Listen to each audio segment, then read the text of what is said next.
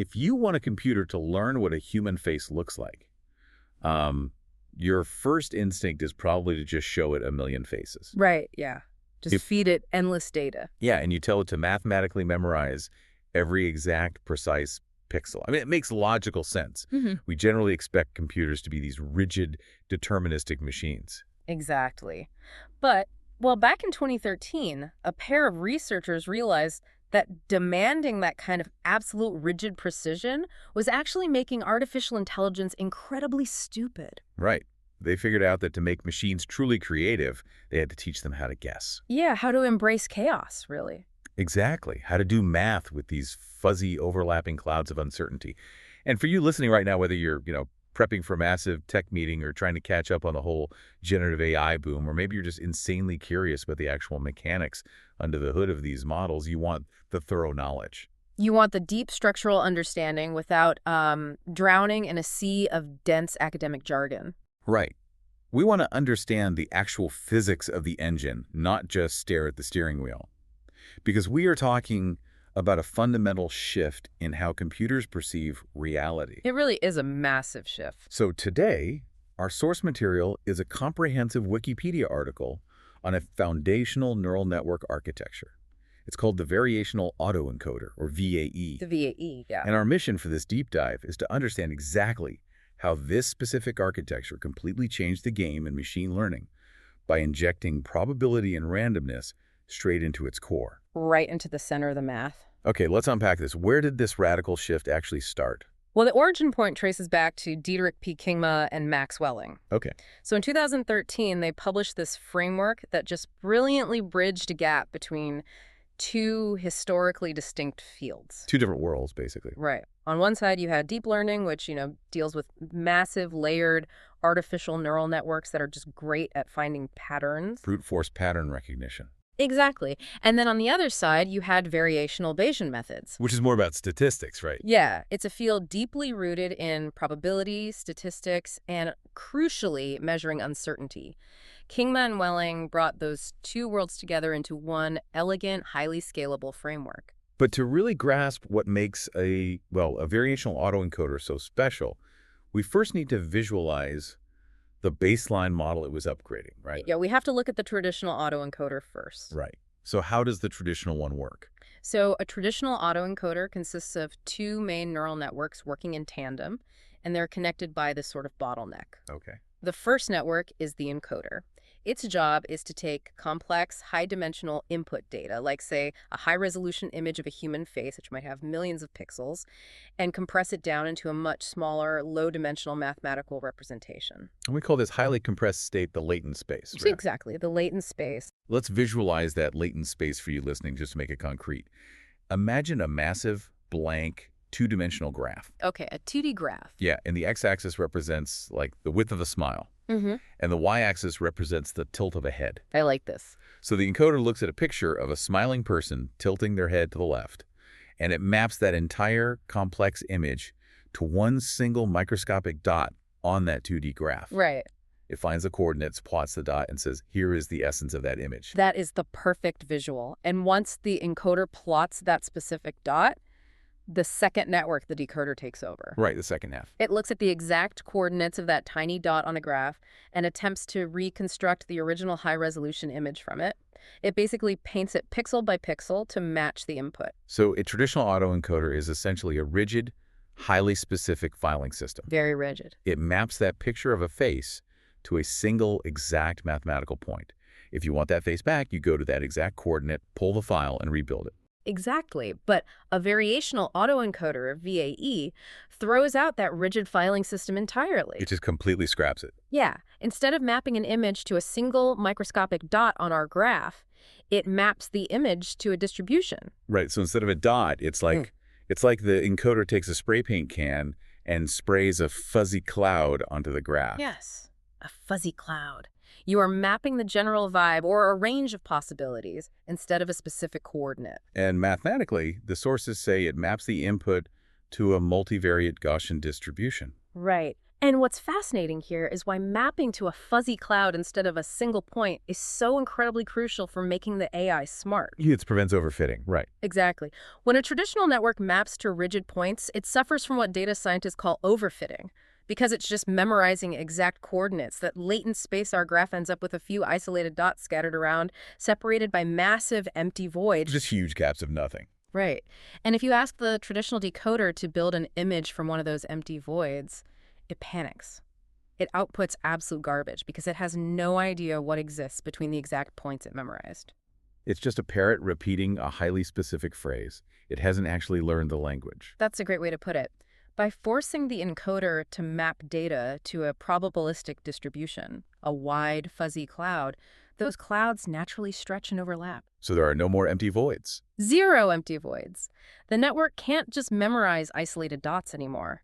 It is forced to learn the underlying continuous structural rules of the data. It forces the model to generalize. Exactly. Because the latent space is now made of continuous overlapping distributions, you can pick any random spot inside that entire cloudy area, feed those coordinates to the decoder, and it will generate a completely new, unique face. A face that has literally never existed before. Never existed, but it still perfectly follows the anatomical rules of a human face.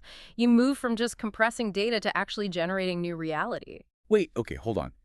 If everything in this latent space is just a fuzzy cloud of probability, doesn't that become a massive liability? Oh, so? Well, if I have a spray-painted cloud for cats and a spray-painted cloud for dogs, and they're constantly expanding and stretching to avoid empty voids, aren't they just going to completely bleed into each other? Ah, right. Like, how do we keep the filing room from turning into a chaotic, mangled mess where every coordinate generates some terrifying cat-dog hybrid? That is the exact mathematical hurdle the VAE has to overcome to be useful. You have to carefully organize the fuzzy clouds. Right, so how does it do that? To do that, the VAE uses a very specific loss function to optimize itself. A loss function is simply the mathematical formula a network uses to score its own performance and, correct its mistakes. It's grading rubric, basically. Right.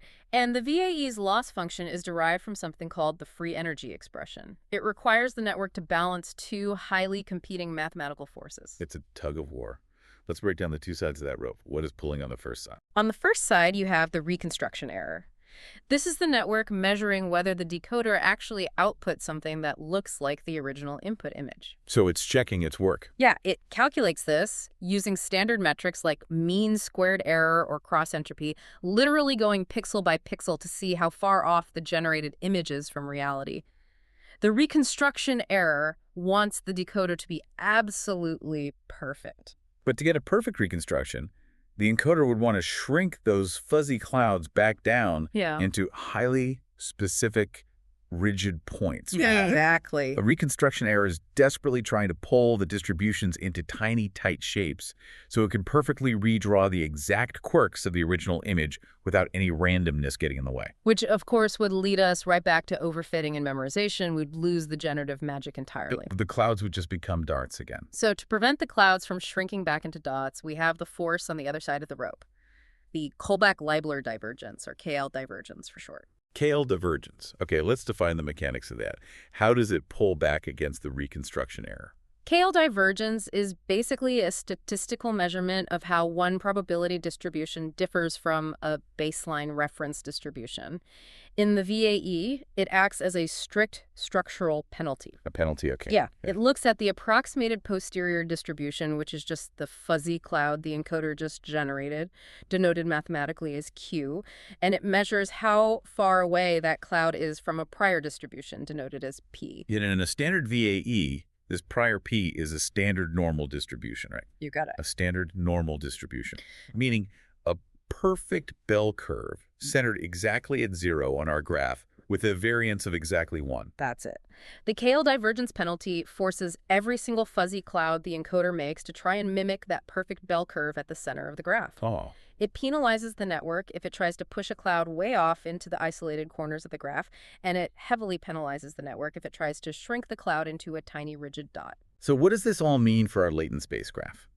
The reconstruction error is like this obsessive artist trying to shrink the clouds and push them to specific isolated corners of the canvas to perfectly capture a specific face. Yes. But the KL divergence acts like a strict organizer, constantly pulling back on the rope, forcing all those different clouds to stay relatively wide, smoothly shaped, and neatly grouped near the center of the graph. That's exactly how it works. It forces them to overlap just enough so there are no empty voids, but it relies on the artist's pulling power to keep them from perfectly overlapping into a gray, featureless mush. Right. The tension between those two forces is what creates a smooth, continuous, and highly organized latent space. It's a beautiful balance. And by finding a highly efficient Q distribution through this tug-of-war, the VAE performs what is called amortized inference. Amortized inference, what does that mean in practice? Normally, in older statistical models, you'd have to calculate the parameters for every single data point individually through iterative optimization. It was computationally exhausting. Just brutally slow. Yeah. But with amortized inference, the neural network learns to reuse the same mathematical parameters across multiple data points. It essentially learns a universal mapping rule, which results in massive computational memory savings. It's way more efficient. Hugely. And when you combine these two competing forces, minimizing the reconstruction error while minimizing the KL divergence penalty, you are mathematically maximizing what's known as the evidence lower bound, or the ELBO. The evidence lower bound. Okay, it's a beautiful structural concept. Yeah. You have the fuzzy clouds, and you have the ELBO acting as the rigorous mathematical scoring system to keep the artist and the organizer in perfect tension. Right. But the sources note that when Kingrema and Welling actually sat down to build and train this network in 2013 using standard deep learning methods, they hit a massive mathematical brick wall. They really did. The theory was flawless, but the actual mechanics of artificial neural networks broke the system. Because neural networks learn through a process called backpropagation, the network makes a guess, the loss function calculates the error or ELBO score, and then the network sends that error signal backward through its layers. Right. It uses gradients, which are mathematical derivatives, to figure out exactly how to adjust the weights of its artificial neurons to get a better score on the next round. Right. You take the derivative of the path to calculate the slope of the error, Yeah. and you update the weights using standard stochastic gradient descent. But here's the roadblock. To move from the encoder to the decoder, the VAE has to sample a random point from inside that fuzzy cloud. Right, because it's generating a distribution. Exactly. But you cannot calculate a mathematical derivative through a purely random operation. No. A random sample has no slope. It is non-differentiable. The moment the error signal traveling backward hits that random sampling step, the math just shatters. The network goes completely blind and cannot update the encoder's weights. Here's where it gets really interesting, because the whole point of the VAE was to introduce that randomness. Right. To use a physical analogy, calculating backpropagation is like trying to calculate the exact continuous reverse trajectory of a bowling ball rolling down a lane. Okay, I see where you're going. You can use physics to draw a perfect line backward from the pins to the bowler's hand, but the VAE's random sampling is like the bowling ball suddenly teleporting to a completely random spot within a 3-foot radius halfway down the lane. Yes. You can't draw a continuous line backward anymore. The math of tracing back the derivative, it shatters the moment that random teleportation happens inside the path. The teleporting bowling ball breaks the gradient entirely. So how do you train a probabilistic network if backpropagation can't handle probability? Right. What's the fix? This is where Kingma and Welling introduced the reparameterization trick. The reparameterization trick. It is an incredibly elegant workaround to save the math. They realized they couldn't have the true randomness happening inside the network's core calculation path, so they externalized the teleportation. They took the randomness out of the bowling lane. How does that actually work mechanically? Instead of the network rolling the dice and generating the random sample itself, they changed the encoder so it only outputs two completely deterministic, predictable numbers. Okay, what are they? The mean, which is the exact center of the cloud, denoted as moog, and the variance, which is the exact spread of the cloud, denoted as sigma. Because these are just calculated numbers, they have a derivative. Backpropagation can flow right through them. But wait, if it only outputs the center and the spread, where does the random sampling come from to feed the decoder? They inject an external standard random number generator. It's represented by the Greek letter epsilon, and it simply produces raw standard normal noise. Just pure static. Exactly. Yeah. And it sits completely outside the network's learning path. The network takes that external static, that random noise, and it shapes it using the deterministic mean and variance it calculated. And the sources mentioned they use the Koleski decomposition to apply this scaling. Yeah, think of the Koleski decomposition like a mathematical mixing board. The network takes the raw, uncorrelated static from the external noise generator, runs it through the mixing board, and shapes that static so it perfectly matches the specific correlation and spread the variance, or sigma, that the encoder asked for. Right. Then it shifts it to the right center point, the mu. The brilliant part is that the random variable, epsilon, is now just an external input acting as raw material. The core path that the error signal needs to travel backward through is entirely deterministic. You bypass the teleportation. Complete. The back propagation can flow smoothly from the decoder, right past the external noise injection, straight through the deterministic mean and variance, and into the encoder. Yes. It completely saves the entire architecture, allowing these probabilistic models to be trained with the brute force efficiency of deep learning. It unlocked everything. And because the reparameterization tricks so elegantly solved the training problem, researchers immediately realized the potential. They didn't just stop at that 2013 vanilla model. Oh, not at all. The floodgates opened, and they started tweaking the dials of the architecture for new domains almost immediately. Yeah, the sources note a massive evolution in the tech. VAEs started out strictly as tools for unsupervised learning, just throwing mountains of raw data at a wall and seeing what underlying structure the machine figures out on its own. Right.